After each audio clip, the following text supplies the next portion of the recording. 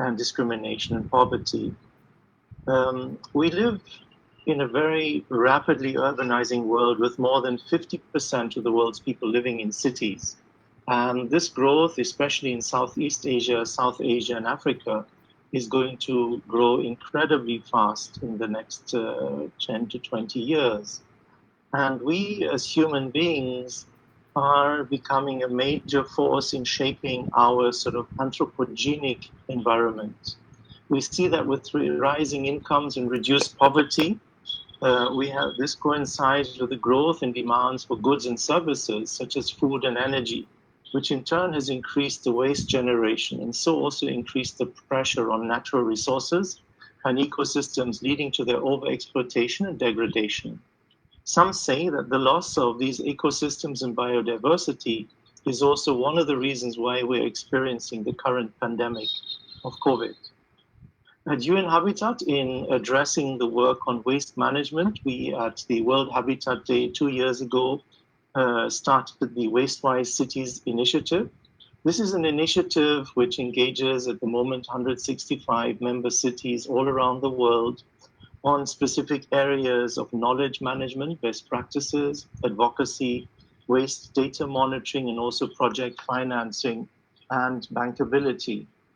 And of course, the Waste-Wise Cities initiative also has a contribution towards Goal 14.1 on marine pollution, and specifically looking at land-based activities in terms of marine pollution. So if we look at it, at the moment, there are 12 million tons of plastic which are leaking into the oceans every year, causing an unprecedented environmental stress. This further adds to the complexity of microplastics which are entering into the food chain, and its traces can be found even right up to the Arctic. Some people say that we as humans consume the equivalent of amount of one credit card per year in terms of microplastic based on the stream going on. With the current COVID situation not making things easier, many of our cities are actually reporting a fracturing of our 5 R's reduce recycle systems. Thus, there is actually an increase of single-use plastics and disposable items during this time. And the leakage which we're seeing starts during the production of plastics and, of course, moves through transport to consumers, usage, waste, and finally the leakage of plastics into the world's oceans. And let's also just remind ourselves that nearly 2.4 billion people, that is 40% of the world's population, live within about 100 kilometers of the coasts. And the majority of these people actually live in cities. And many of these cities are unfortunately discharging their waste directly into the sea. So there's actually an urgent need to improve the management of these coastal cities. At UN Habitat, with our Waste-Wise Cities initiative, we undertake initiatives like river cleanups and restorations. We're setting up catchment management agencies along water bodies. We are also doing coastal and beach cleanups. We're also working with community groups, especially reaching out to the informal sector and people living in slums and squatter settlements for cleanups and also capacity building programs. So we've developed one of the tools in terms of Waste-Wise Cities for working with local authorities to actually assess the waste management in our cities. So this assessment tool, which is currently being rolled out and is an open source, also measures the plastic leakage in cities and then helps cities to devise initiatives for improving their waste management system. I must say I'm always very touched to see how innovative and passionate youth are when they undertake their work. We at UN Habitat undertake quite a number of hackathons, makeathons, and also accelerators as part of, for instance, our UN Habitat Assembly, our executive boards, but also the World Urban Forum and as part of our projects. And it's not surprising to see whenever we do calls for innovative proposals that it's youth who've generated startups who are getting the prizes. I'd just like to give you 2 examples. One of them is an example from Kenya where a small group called Takawiri Paper as a social enterprise to fight the water hyacinth, which is clogging up most of our rivers and water bodies, where the youth actually harvest this as a raw material and then produce this into envelopes, packages, etc. And another example is from the Philippines, the Lighter of Light Foundation, which has actually installed emergency lighting during this COVID time, using only materials which are available on the dump sites, like PET bottles. And now they have moved this up to full community-based solar lighting program for energy-poor communities. And of course, let's also not forget, I was at the Congress, at the meeting of Let's Do It World Foundation in Estonia. And it was quite impressive to see how the youth came up with a project there using artificial intelligence to analyze the footage of cameras in cities, all the CCTV cameras in cities, to assess the amounts of waste generated in cities and what the different components of this waste are. So youth actually play a very important role if you look at it in terms of lifestyle choices, what and how they start consuming as they become managers in society. At UN Habitat, we've actually developed a program called Human Values-Based Education Programs for Water and Solid Waste Management, where we apply human values based on scriptures from the different regions of the world for more sustainable consumption patterns. And we're also generating a community of practice, and we'd very much like to invite all the members of this meeting to join this community of practice so that we can share it widely. I believe there's a lot of experience in India in dealing with these issues, and there's great opportunity of sharing this with the rest of the world. And I really look forward to listening to all the innovations which are coming out of this session. And I'd also, in closing, really thank the organizers of this event for organizing this at a very timely moment in our time. Thank you very much for your attention. Thank you. Thank you so much for sharing, Andre. I'm sure there can be a lot of synergies towards this collective cause. Before we move ahead, and in everyone's interest, let's quickly understand what SDG14 really is. So SDG14 is conserve and sustainably use the oceans, seas, and marine resources. Let's start our discussion now and dig deeper into this topic. And for that, I'd now like to invite Laura Hildebrand to help decode SDG14 for us. Laura, if you could please tell us, what does SDG14 mean for us, and why does it matter? I mean, we would also like your views on how can businesses, government, and citizens demonstrate a level of shared commitment towards the progress of achieving SDGs. Okay, that would be my pleasure. Well, I think maybe even before starting, because this is probably quite a public audience, I'll take a couple steps back and explain a little bit more about the Sustainable Development Goals and where they came from. And there's a good reason for this. So I think back around the turn of the millennium, governments looked at the world and they said, there's such a state of inequality in the world, we need to do something about this. So they introduced the Millennium Development Goals, 8 goals to be delivered by 2015 to make the world a better place on poverty and inequality and health. And the goals were widely considered to be very successful for a number of reasons. But one of the reasons is just having this system where governments have a set of quantifiable goals and they need to report back on them. And so looking at that as we approached 2015 and actually coming out of the Rio Plus 20 conference, there was an agreement that, yes, we should have another set of goals for another 15 years, from 2015 to 2030, that would be an agenda for how we wanted to see the future of our development across the world. And there were a couple of things that really needed to be fixed in the first development agenda. And one was that this new agenda needed to be universal. It was recognized that this was no longer a matter of the rich countries helping the developing countries. Every single government had and has a very important role to play in developing the planet more sustainably And in particular, coming out of that first development agenda was the recognition that we also needed to focus a lot more on the environment. And therefore, the biggest consumers on the planet had a huge role to play in this. So leading up to 2015, we launched into the biggest, most participatory process for defining these goals. There were consultations, national level consultations with all different stakeholder groups in at least 90 countries. There were global consultations on the different thematic issues. And our team with the UN SDG Action Campaign launched a huge global survey for citizens, asking them what they wanted to see in the new agenda. And the result of all of this was in 2015, 193 countries signed the 2030 agenda with 17 goals. Now, why do I explain all this history? For me, it's really important that people understand that this was not a top-down agenda. A lot of people refer to it as the UN SDGs, and indeed the United Nations is overseeing the agenda and responsible for the review process, but it really is an agenda that belongs to everybody.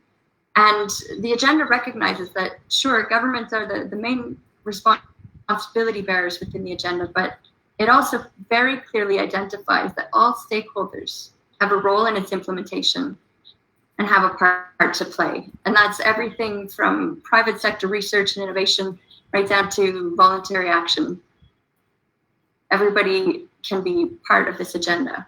So as we said in the introduction, 17 goals, they address poverty, hunger, education, gender, water, energy, decent work, industry innovation, reduced inequalities, sustainable cities, thankfully. So UN Habitat has a specific goal which was well thought for: responsible consumption, climate change, life on land, peace and governance, and let's not forget SDG14, a specific goal dedicated to the oceans.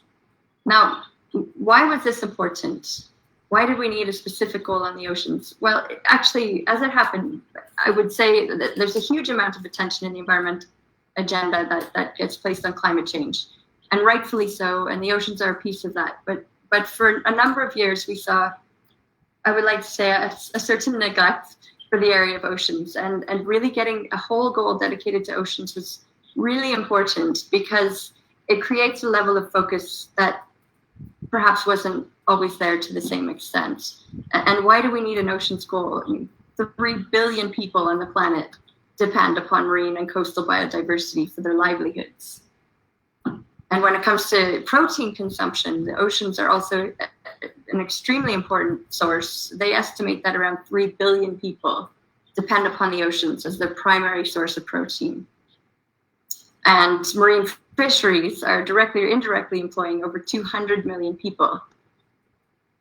Overall, globally, the market value of ocean and coastal resources is estimated at around $3 trillion, or about 5% of global GDP.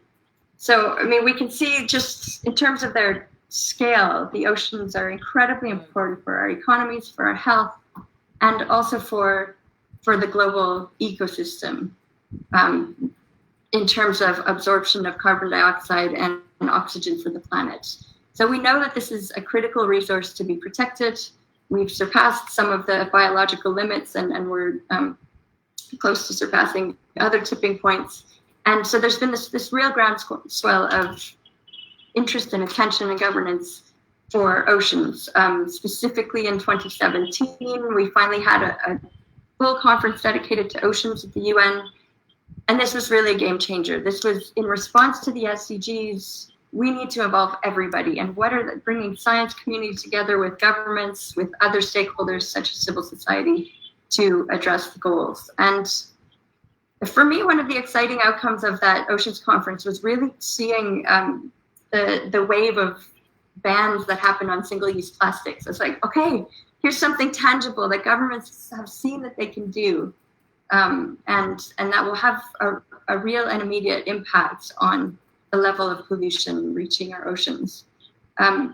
Unfortunately, the 2020 version of the conference didn't go ahead, but there was still a wave of virtual conferencing happening this year around World Oceans Day as well. And I think if you look at the targets under SDG 14, maybe I think we mentioned them, but just to say they're around preventing and reducing marine pollution, minimizing acidification, regulating and ending overfishing, sustainably managing coastal ecosystems, and eliminating harmful fishery subsidies. A lot of these areas, if you look at them, are primarily the domain of governments. But citizens have been, and the academic community have been taking a huge role in making a difference on these goals. And I think that brings me to the second part of the question, the part that I particularly like, which is around the role that the different stakeholders can take in contributing to SDG 14. So, I mean, maybe I'll take this moment to introduce myself a little bit more. I represent the SDG Action Campaign, and our goal is to mobilize, connect, and inspire the greatest number of people to take action for the goals. And we do that through several different processes. One of them is an annual call to action in September. Each September, when the world leaders are gathering back at the General Assembly and around the anniversary of the goals, we call upon everybody, businesses, citizens, civil society, governments, the UN system, to activate for the goals. They can activate in campaigning and online activations, but they can also get out into their communities and take direct action. People give lessons, they do art classes, they do, I think we're all here because of one of the biggest contributors to this movement is the World Cleanup Day. And I think just to take a moment to talk about the World Cleanup Day, for me, this movement is extremely exciting because what it does is that it recognizes that we can mobilize people to take action on these issues that all of us care so deeply about without necessarily convincing them that a UN agenda matters. Now, of course, I care deeply about our UN agenda and about our goals, and I hope that everybody can find out about them. But I'm also realistic that there's a certain percentage of people who will never be so inclined. But yet, through initiatives like the World Cleanup Day, you can have ordinary people, from school children to the elderly, to the military, to the city council, to the public library, everybody in your community looking around themselves and taking some ownership for their local community. And they get active and they start collecting the rubbish, and they see that, oh, we have a real problem here. And they, after they pick up multiple cigarette butts and plastic bottles, and they really start to see what the streams of solid wastes are in their society, and to think about it. Now, some percentage of those people will then go on and take greater action. Others, not necessarily, but they will have internalized this sense of ownership that all of us belong to this planet and our individual actions matter. So for me, it's really a brilliant movement. For those who don't know, maybe last year the World Cleanup Day mobilized in 180 countries over 21 million people. Just incredible results. And it's a movement that built up since 2008, starting in Estonia. So, I mean, kudos to them, and let's all give the World Cleanup Day as much support as we can. And I'm really pleased to say that once again this year we'll be partnering with World Cleanup Day for this week of action that we put on in September. And I might take this moment also to talk a little bit about what an unusual moment this is. Across the world, we're all suffering in the midst of this pandemic. We're seeing declines in human development indicators for the first time in decades. There's frightening news stories every day of the human suffering going on around us. And in the midst of all of this, we've also seen this upsurge in solidarity and human acts of kindness.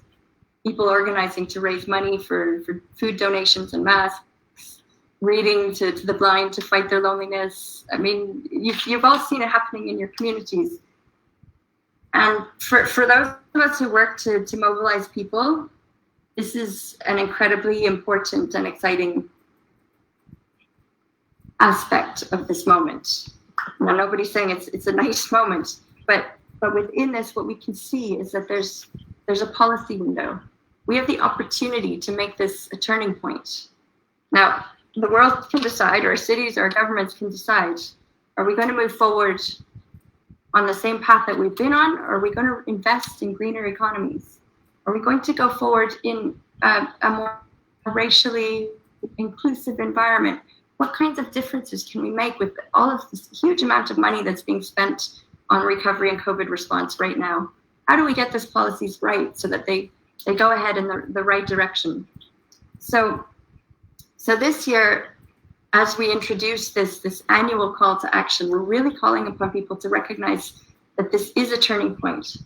And I say that because, first of all, because of the policy opportunity, but secondly, because of the degree to which ordinary people are suddenly, it's like people have woken up. Their whole worlds have been shaken up, and those who can, many of them are taking action, or they're more prepared to take action. So I think this is really a call to everybody on this call to consider what you can do yourselves. Obviously, of course, starting with yourselves in your personal life, what kinds of changes you can make, behavioral changes to have an impact on the goals, but also looking outside of yourselves, within your community, within your government, what kind of potential impact can you have on SDG14 and the other SDGs, to make sure that we take this opportunity to build back better and really change the way that we're doing things.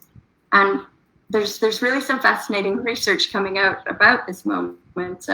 About a week ago, I think, we shared an article from Futera, this research group who has done research so far only in America and the United Kingdom, but looking at the degree to which people are willing to make personal sacrifices for the environment. And the specific question was, would you be willing to make the same level of personal sacrifice for climate change as you have made for the COVID pandemic? And 80% of the people surveyed said they would.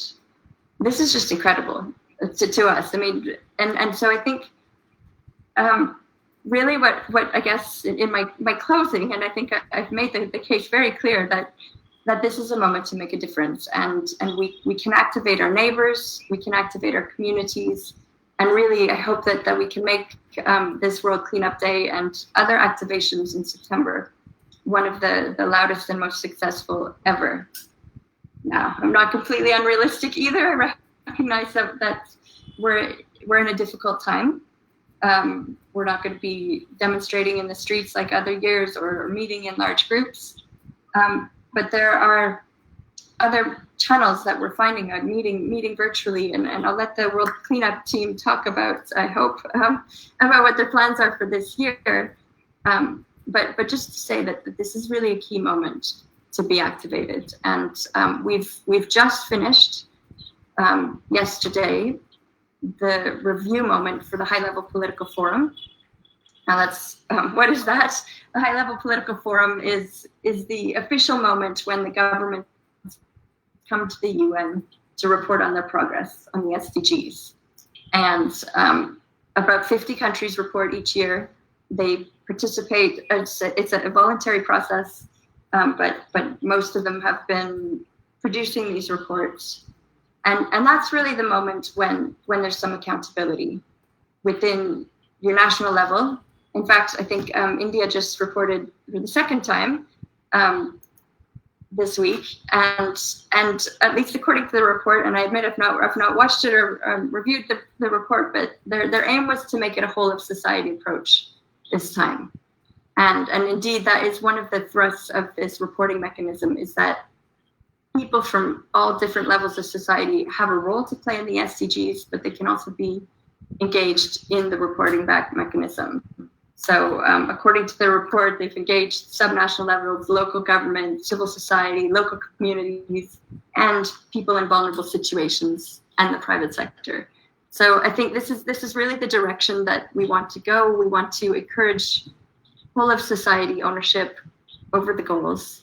And I think that a very powerful way of doing that is really engaging people where it matters to them most, starting at the local level. And therefore, I'll close there just by saying, huge congratulations to the World Cleanup team and to their efforts to deliver on SDG 14. Thank you.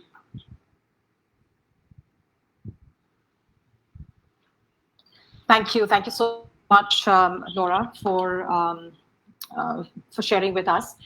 I'd now go across to Ritu Prakash Chabria. Ritu, what are your views on how youth in particular, particularly in India, could be engaged in leading and driving change towards SDG 14? Thank you, Supriyan. Let me take this opportunity to say a big thank you to Pankaj for inviting me to this platform. And I'm really, really honored to be here on this platform. And just a small correction, I was the chairperson last year, not this year. So I am the immediate past chair at the moment. About youth and how youth are making a huge difference in our society, it's very important to see that in India, we are a country which needs more education. We see our government and we see our NGOs, we see many people around us who are encouraging to see that we have a right to education, to ensure that, you're 5 years old and you should be within a school boundary. I think these are the, the right callings and the right platforms that the government has set forward.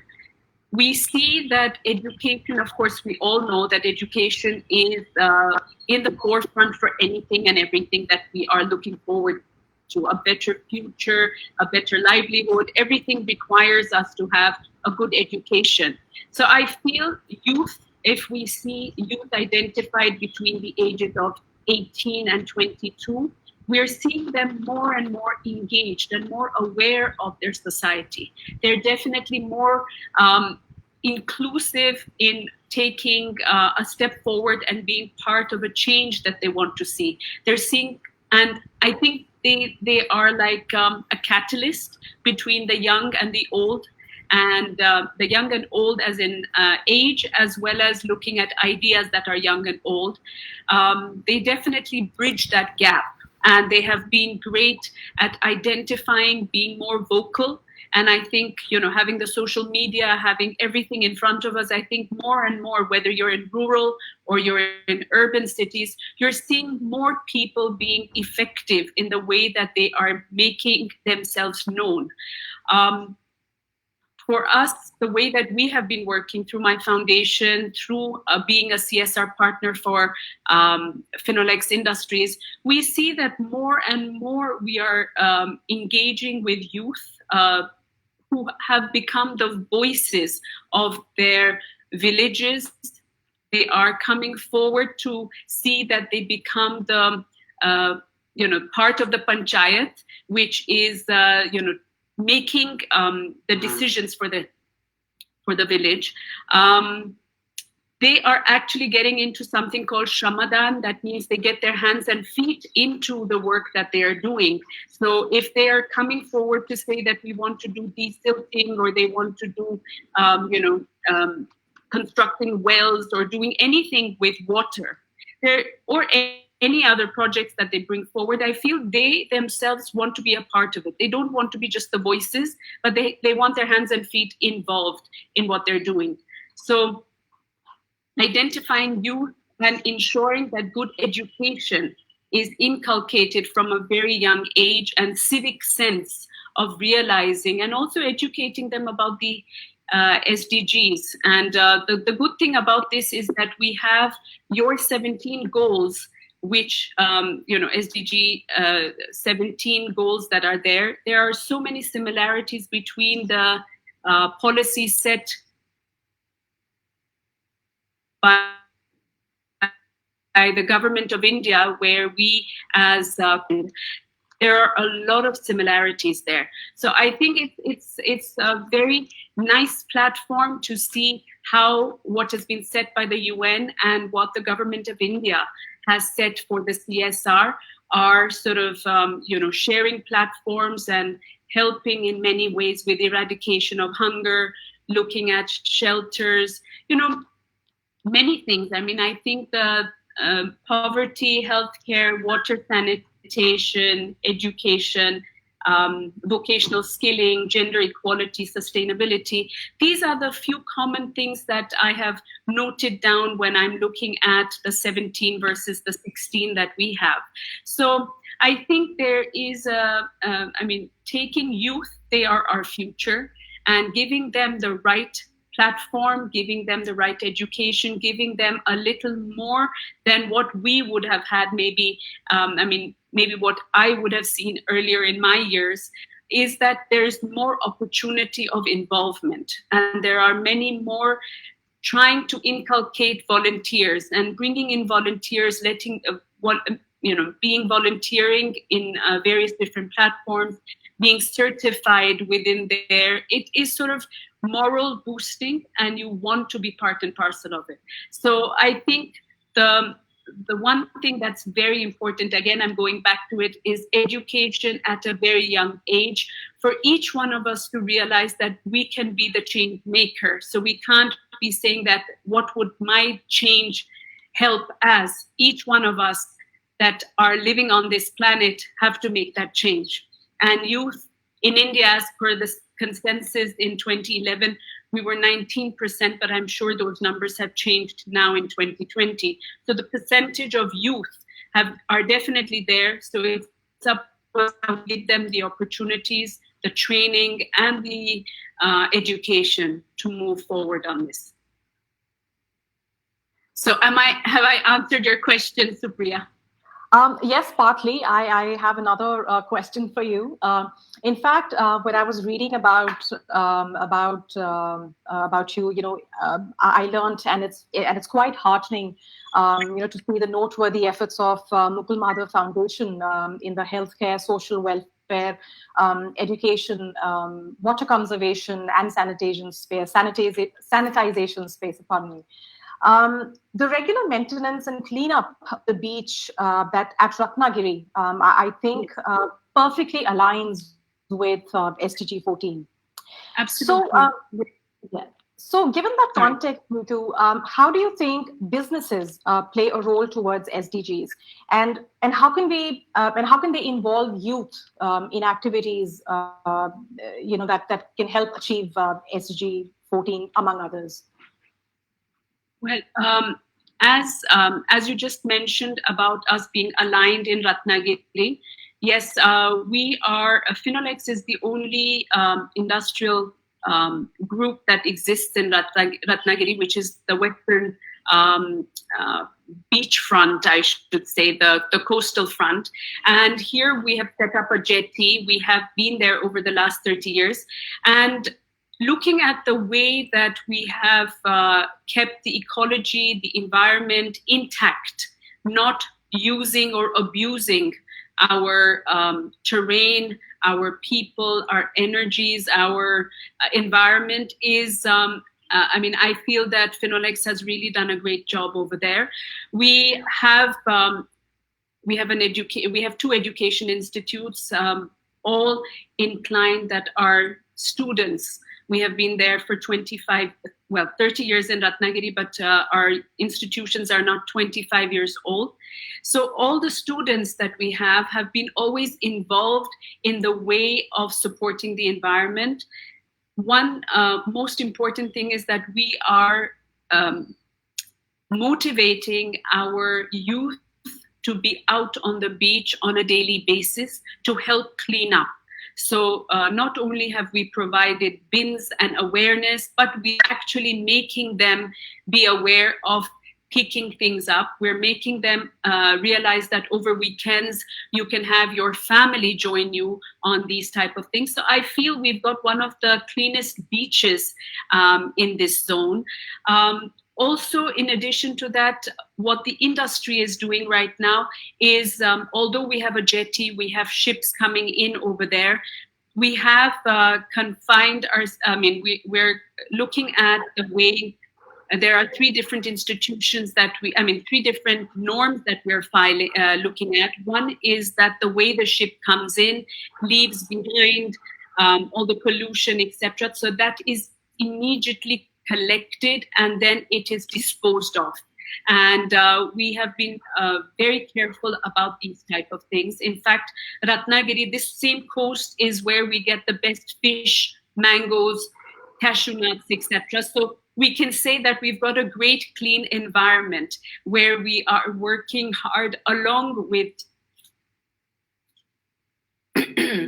along with the authorities to see how we can see everything that we want to see as green as well as clean, and ensuring that our youth are part of it. So we have tree plantation drives, we have beach cleaning drives, we have youth that belong to the Fishermen's Society who have been who have a one-year internship with our company in order to have a lot of insight on where we live, how we appreciate the marine life, and how we have to give back. So in addition to being fishermen's children within that age group of 18 and 25, we have ensured that we inculcate the right values within them.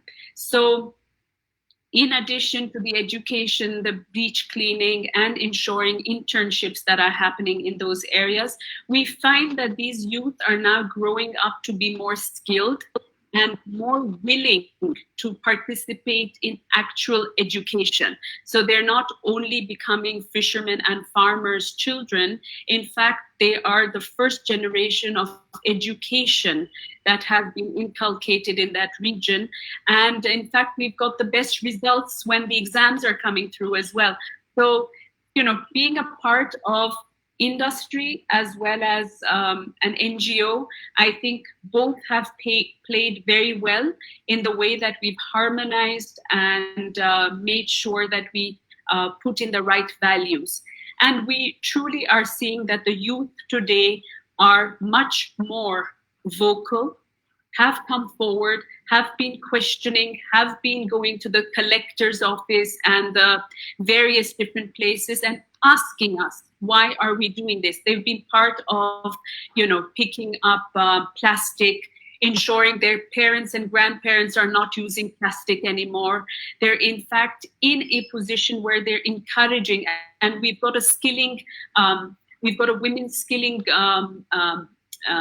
program that happens over the last 11 years, where we have been seeing how we get women to make brooms, how women are making more of cloth bags, encouraging, and we buy them back ourselves. So we buy back as Finolex Industries and we give it into the shops and the stores over there, so that we are ensuring, again, no plastic, ensuring that we are constantly, I mean, we have parents coming back to us and telling us that, you know, you're telling our children not to, you know, switch off the lights, you're telling them to not use plastic, what are we supposed to do? So it's all about a change. And I think children have, I mean, these children, the youth and the adolescent have been part and parcel of this. So having the industry looking after how the industry looks after the environment, the ecology, as well as seeing that the education is given at the right place,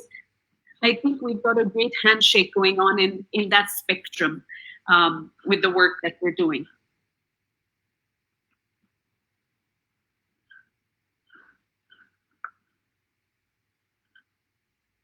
Oh, she's on mute. You're on mute. Oh, I'm so sorry. Yes, thank you. Thank you for sharing with us. It's really commendable to see the work that Mukul Matha Foundation is doing. And I think my key takeaway from what you said is education is very, very important. And I think if we are to really focus on the larger aspects, I think the basic education system probably needs to kind of change. With that, and with the world moving towards innovation and technology, I'd like to understand from you, Payal, given your huge contribution in fostering education through technology in both rural and urban India through your organization, Robotex, what do you think is the role of AI or robotics in ecological conservation? Thank you, Supriya. Good evening, dear panelists. An absolute honor to be a part of this esteemed panel. Thank you, Pankaj. And it has been a truly purposeful, collaboration with Let's Do It India in the last 1 year. So when we talk about, and I'll come to the robotics bit that we run. And before that, I would like to talk about what artificial intelligence has actually been doing, not just for the Sustainable Development Goals, all 17, but also for 14. So through AI and machine learning, advancing the power of collecting and processing data for ecological conservation, developing new solutions that can take us forward to that sustainable future is predominantly, the main purpose of AI, ML, and robotics. And AI progressively, has a wider impact and will influence the ability to meet all the 17 Sustainable Development Goals, acting as an enabler or an inhibitor on each of the SDGs to inform environmental sustainability and social changes. Artificial intelligence techniques offer an advantage in environmental work because they're able to process large amount of data fairly quickly and draw conclusions from the information that it could be one of the solutions to solving major global environmental crisis, from climate change to animal endangerment to disease containment. And as we speak, like these projects in each of these areas are already underway globally. AI techniques are now used to monitor, endangered species, track diseases, optimize methods of wild conservation, and forecast wildlife poaching. Marine conservation through monitoring of biodiversity from forests, green economy to marine species, and blue economy are all a part of AI ML. Saying that, the central government of India in 2019, launched a National Artificial Intelligence Center. As of this month, AI for Youth in Government Schools of India has been launched, which is facilitated by Intel. So a lot of youth has been progressively being involved in, either day-to-day AI or the current or the future use of AI via data collection. There's also AI-based technologies which are active in Indian research organizations working on environment and conservation. Now, some of these organizations are being backed by funding programs such as the Microsoft's AI for Earth, which is a 50 million 5-year program that has 8 participants from India. And this is to purely facilitate the ecosystem mapping and to create a bioresource atlas for the regions. So the application of AI in environment protection includes machine learning for protecting the oceans, monitoring shipping, ocean mining, and the list goes on from coral reefs to ecological studies. And we've seen the ecological R&D proving that there have been large-scale impacts via AI and ML. And this year we saw something really interesting at the Robotics Championship, which was held in 2019, where a team built robots to pick up river trash and clean up the waterways. And 2 hackathons, which we successfully concluded in April 2020, which was around finding solutions for COVID-19 via technology, wherein our fellow panelist, Mrs. Ritu Chabria, played an important role as leadership as well. So Hack the Crisis India and Global Hack witnessed India Environment Track various sustainable and scalable solutions. There were robots that were invented to plant trees 10 times faster than a human can at about half the cost. There was energy management, water management, carbon footprint management solutions that came out.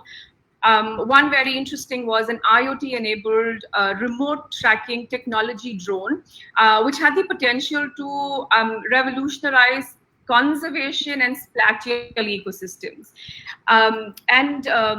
When we talk about all these innovations that we've seen in the last 2 to 3 years, not just via Robotics or Hackathon in India, but globally, it's truly commendable how the youth is already, focused towards making a change.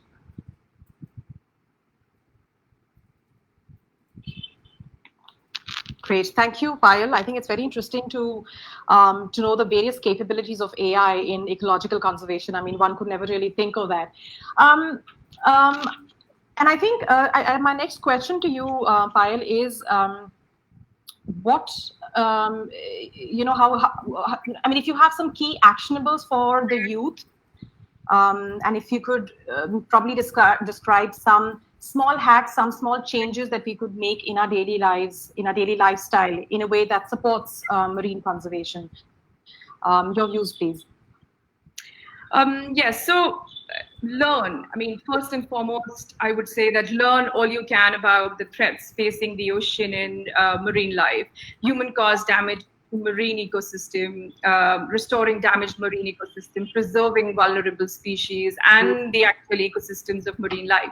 Awareness and learning and education, as Mrs. Ritu Chabra rightly said, that is something which the youth should definitely indulge in. And when we talk about not just educating yourselves about ocean and marine life, but the more you learn about the issues facing this vital system, the more you would want to help ensure its health, and then share the knowledge to educate. Even a simple change like in the school education with environment studies adaptation and curriculum, spreading awareness at the right age for not just SDG14, but also inculcating a few other SDG goals in there, which means spreading awareness at the right age, could be really wonderful for the future of the SDG goals and environment as a whole. And a few very basic points would be, fewer use of plastic, help to take care of the beach, always, like clean up after you're at the beach, and not just participate, but also encourage your friends and family to be part of the cleanup drive. Eat sustainable seafood.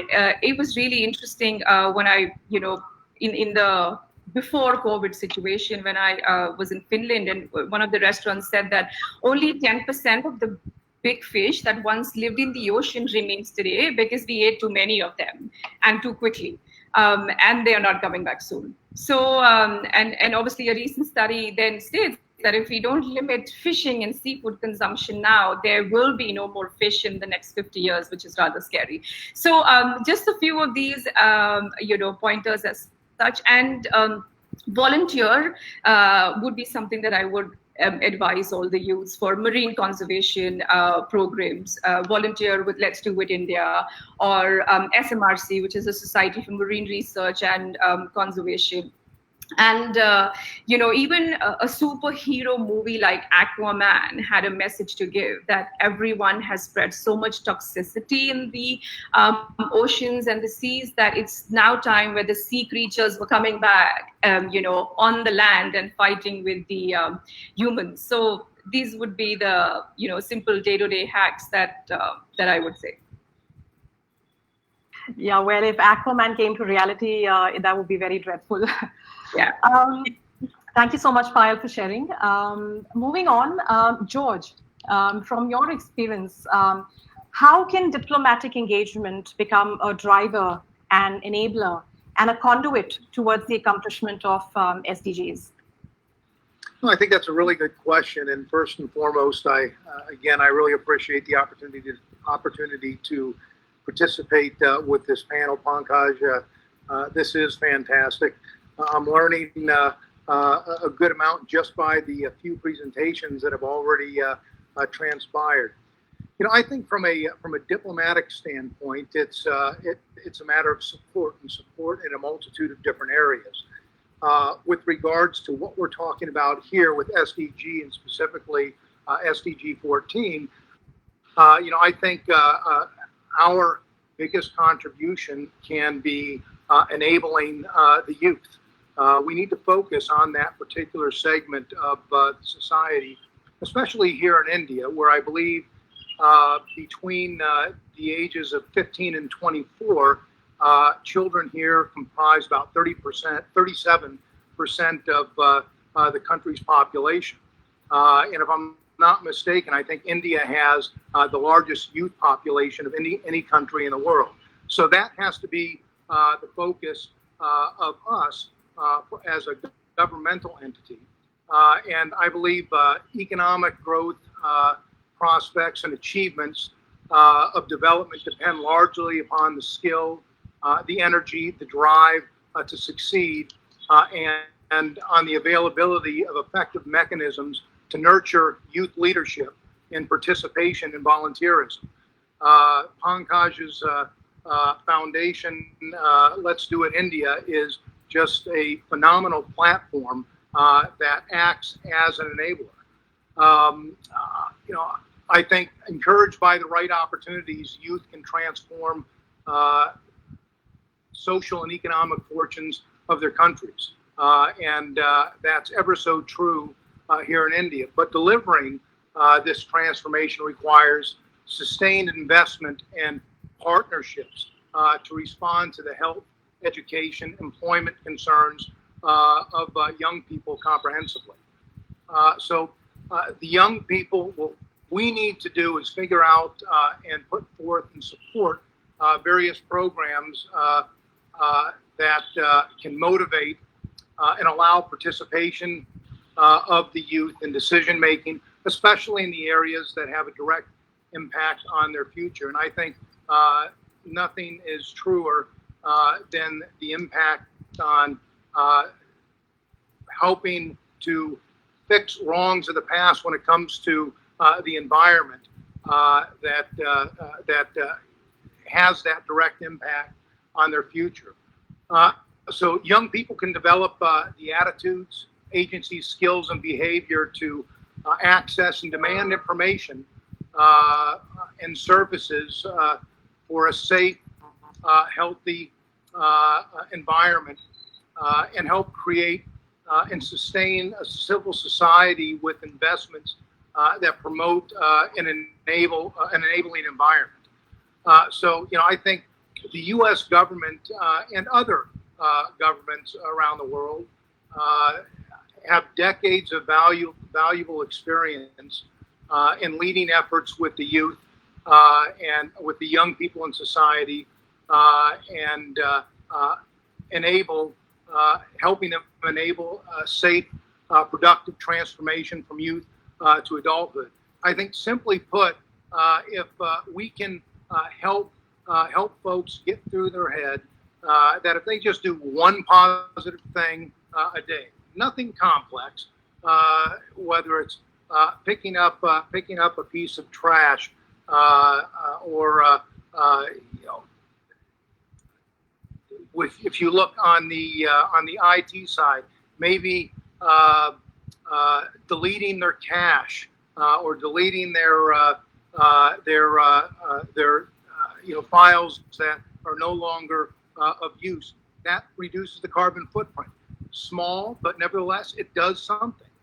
And again, if we can project that throughout society and penetrate that 37%, which comprises the population of India, then I think that we will make huge inroads in achieving the SDG goals, and in this case specifically, the goals of SDG 14.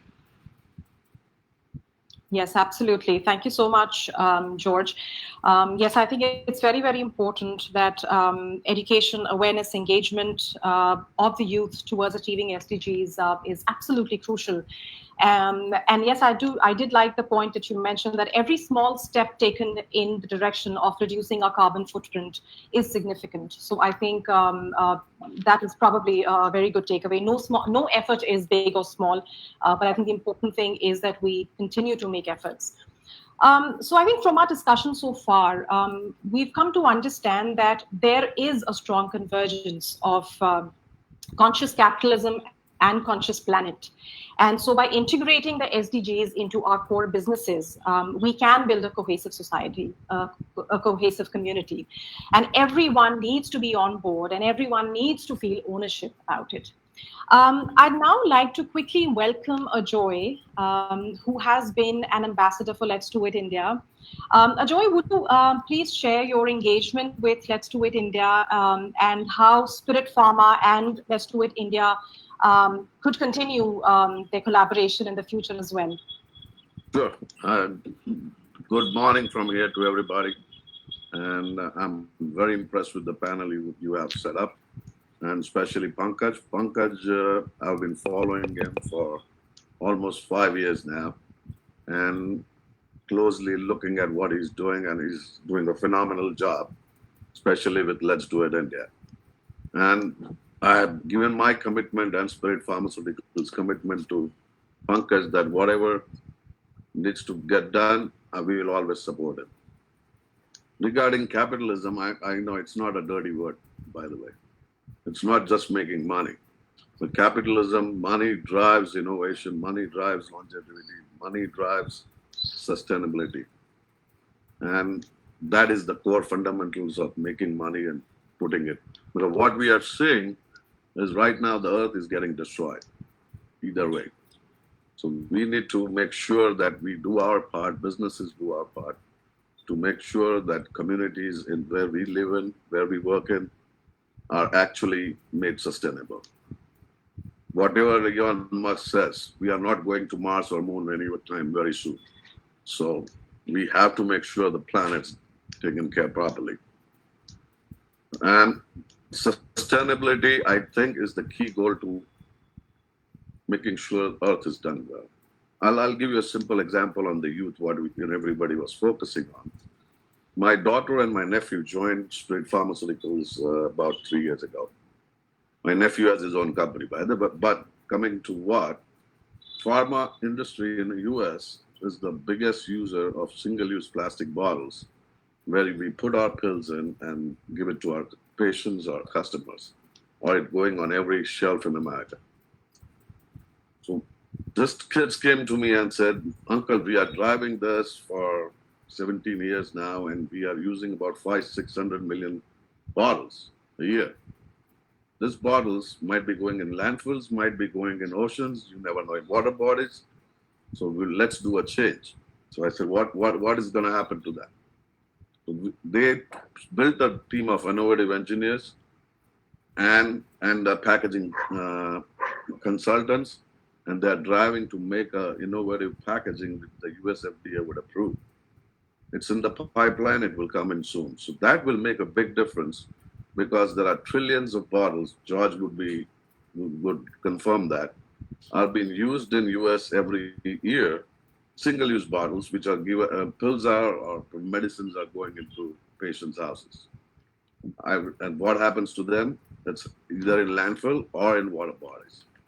So Spirit Pharma is trying to just drive the small ripple effect of making a change, making a sustainable packaging, which we can then put it to the US FDA and say, hey, this will actually also make sure that there is the efficacy of the medicine inside doesn't get lost. So this is our part of doing little things. But I'm really impressed with what Laura and Andre and Ritu and actually Payal also said. And as a company or as an individual, I would 100% support any projects you guys come up with. That's what we would do as a company.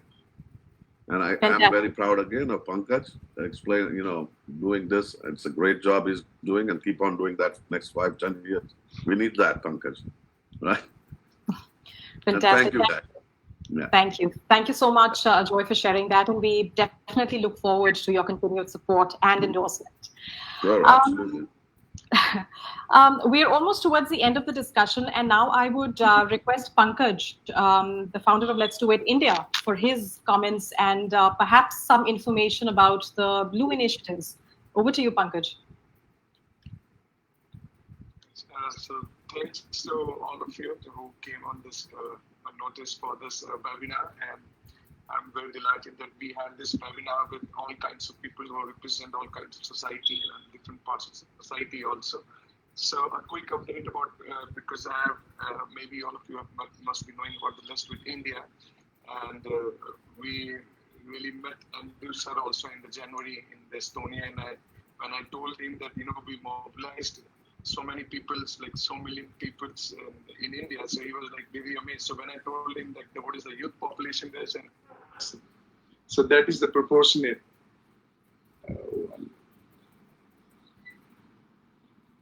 So when we started, am I audible?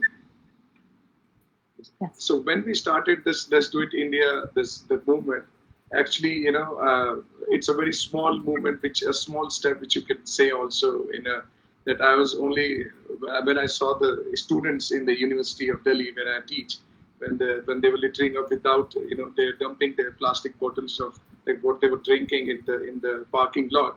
So when I really saw, the awareness, if you can imagine the awareness in the college students is that. So what could be the the education or awareness in the as a small kids would be having. So it's a small step which we took, and I only asked 5 people who were very close to me that we should also start something like this, because I was in touch with Let's Do It World way before when they were starting this idea.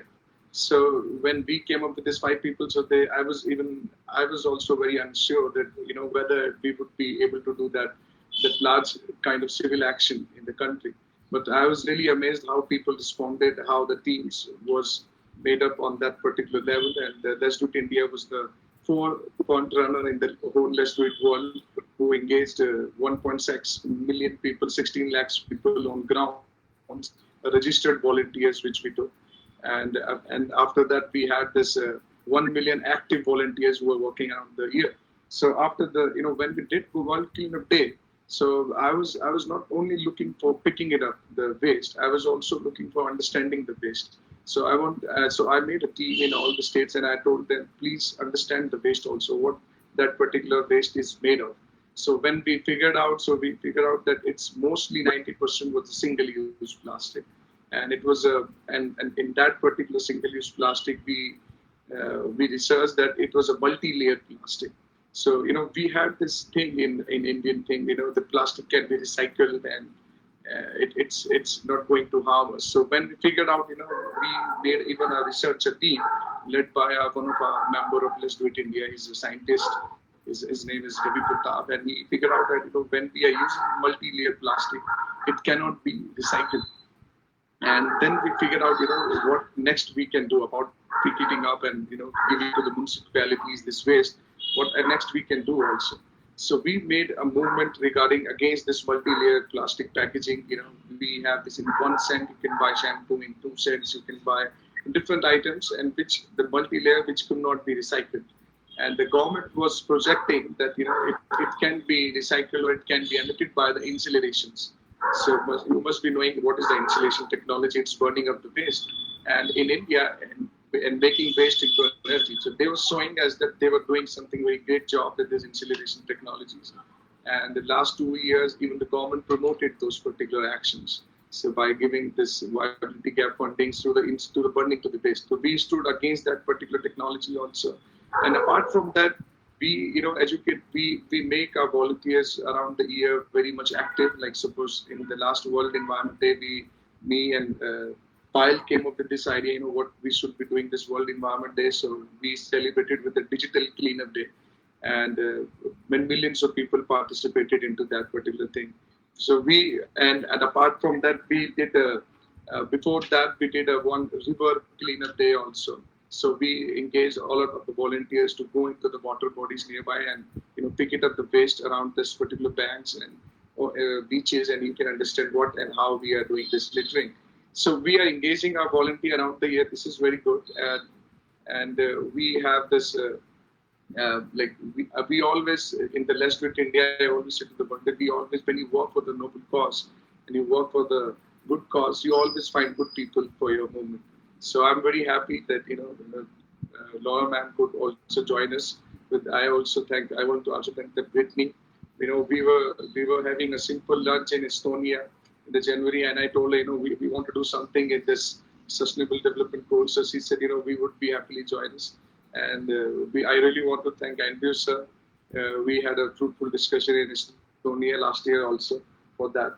And I really want to thank George, who was always supportive for the diplomatic actions, because last year also on the World Cleanup Day and all the other activities we engaged, we always engage diplomatic people. And George is one of the person who always come in the front to help us in any kind of way. And I really want to thank the Ritu ma'am who could join us, and I really want to thank Gayatri who promoted that the World Digital Cleanup. So I always say to the people also now, to the volunteers, that simple things really make a good change. And what we even dress, what we like. Suppose there's a clothing industry is one of the major contribute to plastic. We don't really know that about that. So when we buy clothes, we don't see how much plastic in that and for how long that cloth we will be wearing also. It's a tendency when we go and buy and then we throw it away. So from the Let's Do It India in the month of March, we promoted the single hand clothing, the things in the stores in India. So our volunteers came up with this store, the second hand clothing, the small stalls we came up with, and people could donate and then they could also buy. So it will not go into the oceans with the plastic and what all the plastic we have in the oceans.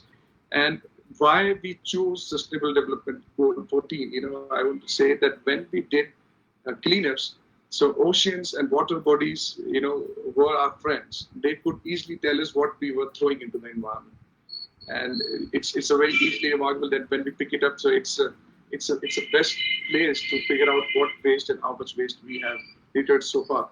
And so we have in our team, in the Let's Do It India team, so 3 students who were scientists, oceanographers, they came to me, and it's Anikant, and the team was led by Anikant, and he just came up to me, what we should do, what should we be doing about the water. So he bring up 1 bottle of water, and he was saying that, can you drink this? When I was in the university, so I said, what is this? This is not looks like even water. So what is this solution or chemical thing? So he said, I just took this particular water from the Yamuna River, just floating nearby to our university, and that's the water we were drinking. So he said, this is a result of what we are doing, and not only we, but what are the industries are doing and what the government the planning is doing nothing. So he gave up this idea, this blue initiative. What if we can collaborate the corporates, what if we can collaborate the researchers, what if we can collaborate international institutions, what if we can collaborate the real volunteers on ground. So he came up with this idea of Blue Initiative, and this is something which is a sound and sustainable and traditional indigenous and working for water with scientific approaches also. So we had made this team of 50 people in this Blue Initiative, and we are expanding that particular also. And we are launching on this 2nd October of this year. This is the birth date of Mahatma Gandhi. And so we are launching this Blue Initiative, and we will be working not only from the perspective of the ground level perspective, but we are also working for what waste management laws should be in the country from the research point of view, from the academic points of view. And we are also pressuring the government to focus more on the water bodies. So we can, also in India enjoy tap water as a drinking water somewhere in the future, I guess. So we are really working on this Blue Initiative. Is not only just for cleanups. So it's more than the river cleanups or ocean cleanups, and we are doing this what biodiversity and resource monitoring, the coastal, the disaster risk and management. So we are looking at the holistic approach for this water. So it's a very holistic, very broad-minded project which we are coming up with in this Blue Initiative, and and I really want to thank also to the pile that, we did a very good cleanup in the Pune city last year. And I'm really hoping that in this World Cleanup Day, we would be doing, it's a time of, Corona times. In India also, it's the same. Some places there's a proper lockdown, some places it's lifted up. So we are looking not only this one universal single-handed, the program for a World Cleanup Day. And so we are giving opportunities for the state teams. So it's a movement led by the volunteers, I must say, and I really want to thank all of the people who are also hearing this, because we are doing this live on the Facebook page, and we were meant to do our volunteer appreciation program in the month of July. We planned this in the January that we would be giving the prizes to the state's leader who did a fantastic job around the year with Let's Do It India. But we could not do this. So, but we would be doing this near very future, and we're giving the awards to each and every, the people who are really working effortlessly, and it's a whole volunteer-based organization. So it's a very perfect example organization which is led by the civic base. And I really want to thank the Ajoy, because he supported this movement very right away from the very beginning. He supported financially, he supported morally in a very intimate sense. And he also invited a lot of corporates to join us in India, even though he's living very far away from India, but India lives very nearby to his heart. So that's very fantastic. So, great. So thank you, Pankaj. I think we had very interesting last 75 minutes of discussion around this very, very important topic, and I'd be very keen to get some closing comments from Laura and Ritu specifically.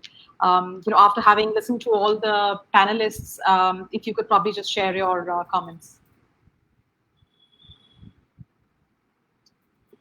So whoever wants to go first. Laura, please. Okay, no problem. Well, first of all, thank you so much. It's been such a pleasure and so interesting to hear from all of you. And Pankaj is somewhat of a new acquaintance for me, but my colleague had the opportunity to sit with him in Estonia, and I've been working with the global leadership of Let's Do It World and World Cleanup Day. So yes, just first of all, I think we've all identified that there are tremendous opportunities to make a difference from the various different sectors that are involved, and that partnerships are key to making that happen. And we need the energy, we need the good ideas, we need hope as well. We need to believe that it's possible. I think Payal's presentation was fascinating as well on the fact that technology really can make some transformative changes where we can leapfrog from where we've been seeing barriers to the barriers suddenly not existing anymore. So I think it's really important to continue to have these kinds of dialogues across sectors so that we can be inspiring each other with ideas and also really recognizing what we can make happen. And again, I mean, I said this in my talk, but to me, that's really what's fascinating about the power of this movement in particular is the degree to which it brings together different sectors. Now, I mean, I work with and actually mobilize all different organizations around the world. We run an awards program, so I see thousands of different initiatives that are trying to do good for the SDGs. But I don't see very many that are really so successfully connecting across different stakeholder groups to tackle very practical problems at the community level. I think that there's tremendous power in this movement, in solving problems, in engaging people, educating young people, young and old people about the issues starting with the local level. And again, not starting from a political process, it's starting from this practical notion that we all belong to this planet and we all need it for our future and for our survival, and everybody can buy into that notion no matter where they sit in the political spectrum. I think there's a real lesson actually from this movement to be applied to other SDGs as well from my perspective, and so I mean really kudos to the movement for that, and also to each of you for the role that you play within that, whether it's the diplomatic community or the private sector, seeing that that there's a part that can be played from these different aspects of society, and saying yes when that organization reaches out to you, and seeing that potential. And I would say that's not just a matter of who you are and where you sit in your institution. It also comes down to the individuals behind this, and believing in the change that's possible. So I'll leave it at that. But I'm really excited to collaborate again this September around the World Cleanup Day and the Global Week of Action. And from my part, sitting at the headquarters level of the UN, I'm looking forward to really sharing that story.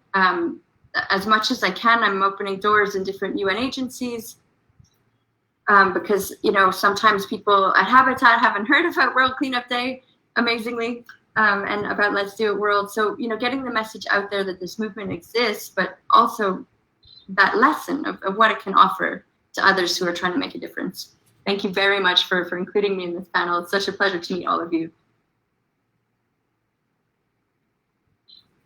We would like to hear from you, Ritu. Sure.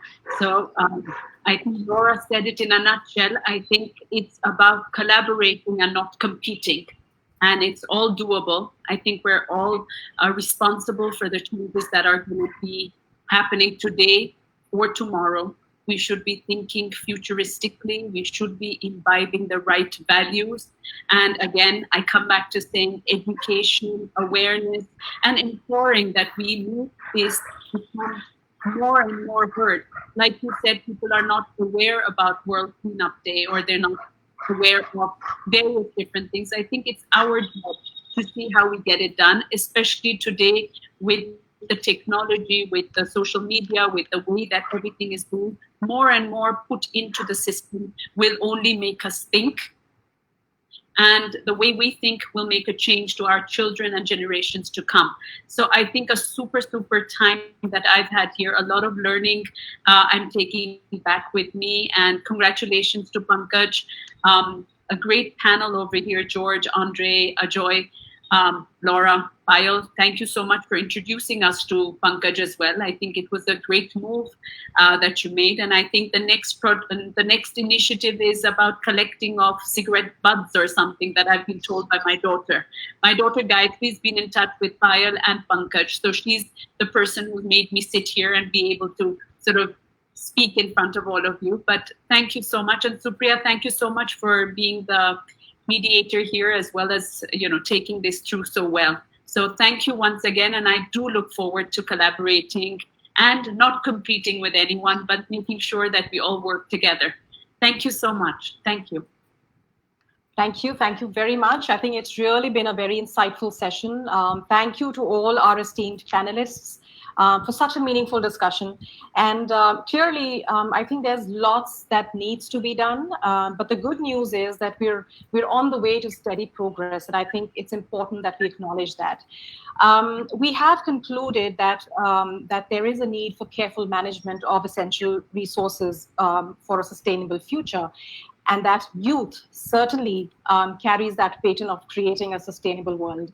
So as nations, world leaders and policymakers, I think we need to really enable and mobilize the youth, inspire them to take action, and empower them to be co-builders of a better tomorrow. I think those are my closing comments. Thank you very much once again, and we look forward to a great collaboration in the future. Thank you so much for your time. Thank you. Thank you all. Thank you. Shukriya. Bye-bye. Thank you. Bye.